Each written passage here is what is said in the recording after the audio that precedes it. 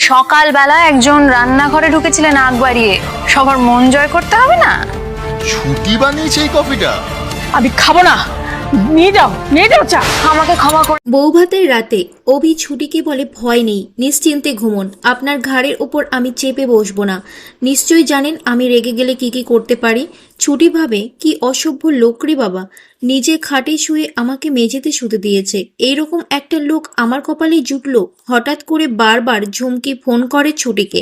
ঝুমকি ভাবে আমি video call করেছি এই জন্য আমি দেখতে চাই তুই আর অভি এখন ঠিক কি কি করছিস।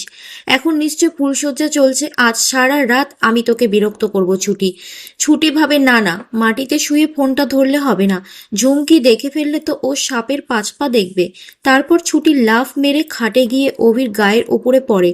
অভি বলে আপনি আমার খাটে উঠলেন কেন? আমি তাহলে কি নিচে গিয়ে শুবো? ছুটি তখন ভিডিও কল রিসিভ করে বলে হ্যাঁ ঝুমকি বল। অভি তখন বলে ও বুঝেছি, দুদিন আমার সাথে থেকে তো ভালোই বুদ্ধি হয়েছে মাথায়। ছুটিকে তখন জড়িয়ে ধরে অভি ঝুমকিকে দেখানোর জন্য।